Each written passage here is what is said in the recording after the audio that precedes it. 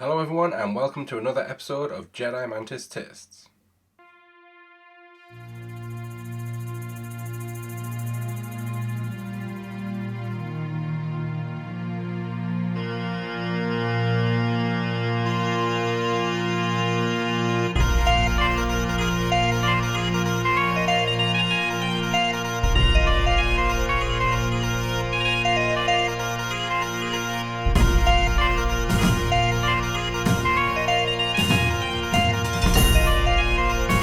And today, the winner of last week's vote is our whiskey of the day, and it is from the Talisker. I don't know if you can see that. The Talisker Distillery. And from the pack, we are going to try Talisker Skye. Now, Talisker whiskies, obviously, are island whiskies. From the only distillery on the Isle of Skye, established in 1830 when brothers Hugh and Kenneth McCaskill built the Talisker distillery at Carbost on the shores of Loch Harport, although this was despite opposition from the local clergy. In 1857, Talisker was leased to Donald McClellan. However, McClellan was bankrupt by 1863 and so passes over the lease to a Glasgow agent named John Anderson, who states of Talisker, "There is not a whisky gets a better reputation in the market." In 1880, a better standard of management is brought to Talisker in the form of Alexander Grigor Allen and Roderick Kemp, both considered to be upstanding members of the Morayshire and Aberdeenshire societies. And the writer R.L. Stevenson, who had travelled across the region, also states that whisky, and in particular Talisker, to be the king of drinks as I conceive it. In 1892, Roderick Kemp sells his share of Talisker and went on to use the money he got from that to purchase Macallan, another big name in the whisky world. Allen goes on then to decide in 1898 to merge his side of the business, or his business, with Thomas Mackenzie to form the, and I'm going to probably destroy this, the Dailuani Talisker Distillery Company Limited, and it's around that time that Talisker is one of the best-selling single malt whiskies in the country.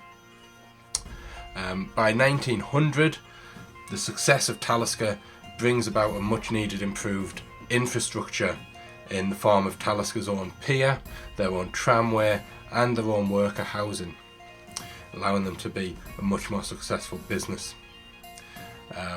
In 1916, however, the death of Thomas Mackenzie, so my light just fell over.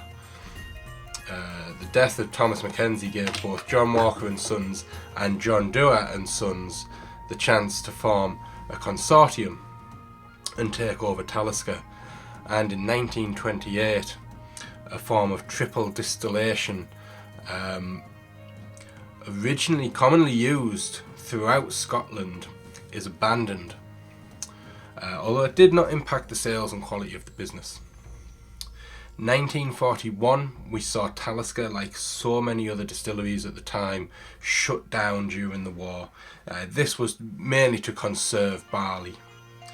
And then in 1960, an unfortunate fire destroyed the still house at Talisker. And with 5 stills that were lost in the fire, eventually being replaced by replicas that are still heated by coal in 1962. And finally, in 1972, the original floor maltings at Talisker are closed, and malt now arrives at the distillery from Glen Ord, the central maltings at the Highlands of Scotland. So that a brief history. I couldn't nail down a specific home website for Talisker, but the website I did find, and we will put that in the description down below. So moving on to Talisker Skye itself, described on the website I found in this way. And I will read this. It's: the Isle of Skye is renowned for its rich, varied landscape, from its soft, serene shores to the dark, jagged peaks of the Jedi Mantis. Talisker Skye is the distillery's ode to these appealing contrasts, with a smoky sweetness, maritime notes, and a spicy edge. So obviously we know there's going to be smoke, probably some peat in there, so it's probably not going to be one I'm going to find truly amazing, because as I've mentioned before, I'm not a huge fan of peated whiskies, but I'm not going to let that stop me bringing them onto the channel, so you can see my opinions and my reviews. Goes on the website to say it pairs very well with smoked salmon, so that makes it perfect for a Good Friday supper and nightcap, where traditionally or religiously you only have fish on a Good Friday. Looking at the flavour map, which we'll bring up here, you can see that it shows that the whiskey will be a fairly light, delicate flavour, but with mild to strong smokiness. So again, another clue that this might not be a particularly good whiskey for me. But that's now on to the taste. So we've got Glencairn glass, we've got our jug of ice water, Jamaica, and the little sample bottle. So put a little bit in here. So we've got that in here. I'll bring this this other light in. It's got a little hand light now. So just to try and keep it off the camera, that's a bit better. So we can see it's quite a nice golden colour. There's some dark reddish tones in there. It looks nice. It looks strong, even though we know that it's supposedly a light flavour. It looks like it's going to have quite a strength to it. So let's put this light down a second while I add a touch of water. Let's find out actually how much I need to put in.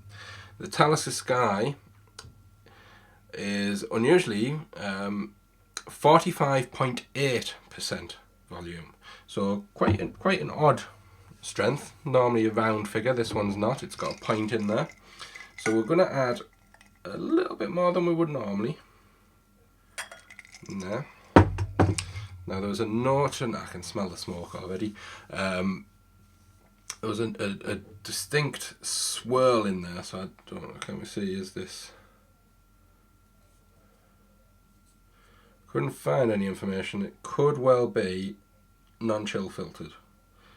Nothing on the bottle to suggest it is. Made by the sea.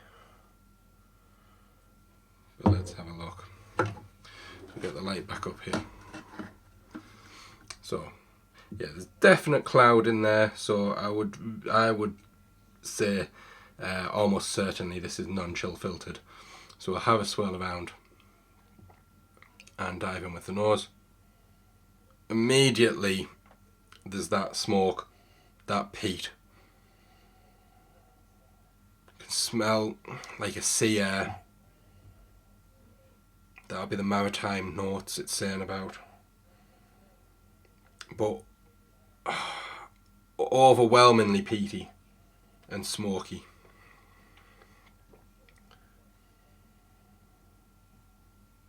Blocking out a lot of other smells, that, for me. So let's try it.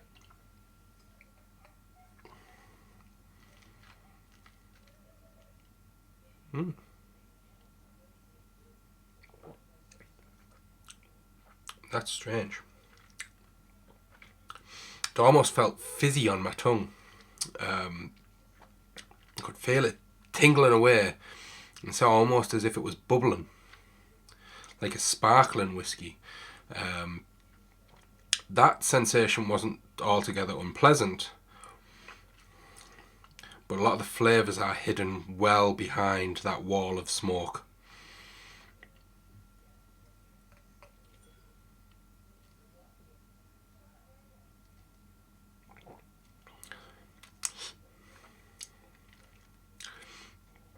The actual taste of the smoke isn't overwhelming. A lot of times when you have a really peated, really smoked whiskey, it can hit you. This one, it's obvious that that's the main flavour there, is the smoke. But it's quite drinkable. It's not unpleasant.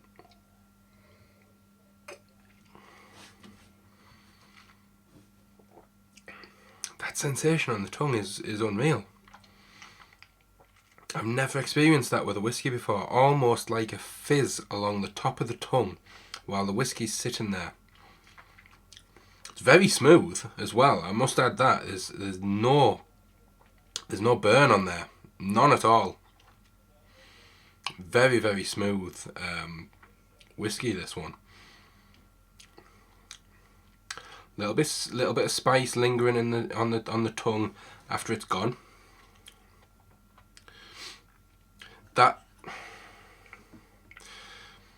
The smoke sort of, it's the first thing you sense when you drink it, and it hits you.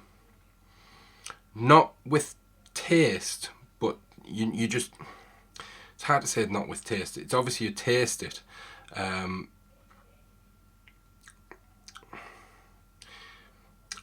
don't really know what I'm wanting to say. It's there constantly, but it fades off. It is very lightly smoked on the aftertaste, but quite full on the main taste.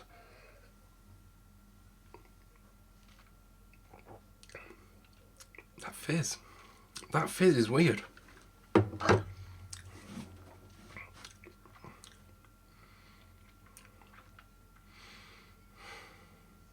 So it surprised me. This has surprised me. This is not... I don't want to say I thought it was going to be bad, but it's not as different to my palate as what I thought it was going to be. As I've said, I don't really like a peated whiskey, and I quite like this. I'd drink that one. This is a nice surprise for me. It's a shame it's such a small bottle. We're going to try it now. I'll leave a little bit. I'll have a bit later, I think. But we've got a little bit more in here. Get this light back up. I'm going to hold it up. So obviously we've seen the colour. Very dark. Almost bronze like copper. Let's see what it's like. It might be completely different without the water. It doesn't smell as strong. That water definitely releases the aromas. But let's see now.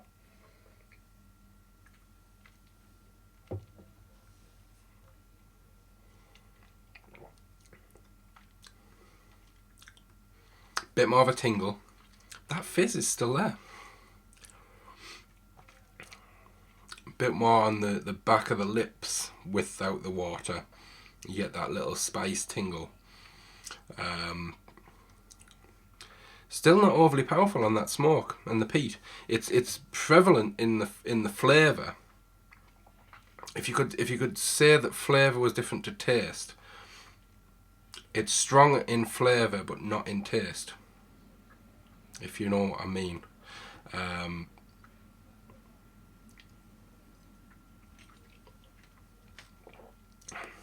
Quite dry on the aftertaste.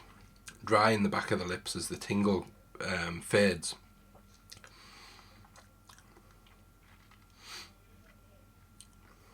Getting a bit of fruit flavour maybe hidden in there.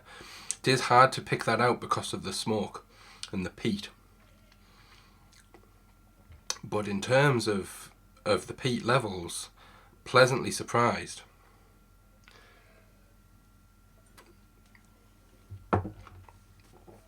Quite silky without the water, still ultimately smooth. A little bit more of a kick to it, a zing, but still smooth going down. Yeah, that has pleasantly surprised me.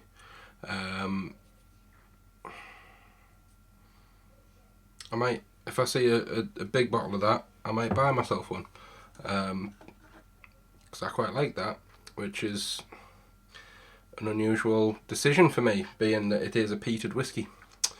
So that's the video. A nice surprise for this Good Friday. Check it out. You can get this pack. I bought this £12 in Tesco, although I have a feeling it might be an old Christmas sort of gift set. So your local Tesco, it may be a case of if they've got stock left, but I'm sure other places will stock these little gift sets as well. So try it if you're interested in your whiskey, and you're not, I would even say, even if you don't like a peated whiskey. I haven't tasted the others, but certainly the Talisker Skye, I don't like a peated whiskey, and that's quite nice. As I say, Talisker Storm and Talisker 10-year-old, I think possibly a little bit more peaty, so might be that I've paid £12 for that. But give it a try. Thank you for watching. I hope you've enjoyed this one. Give it a thumbs up if you have. Subscribe to the channel so you don't miss anything else. If everything went to plan, I released a game video earlier today. Go and check that out. I was playing Snake Pass. But other than that, thank you for watching, and I will see you next time. Cheers.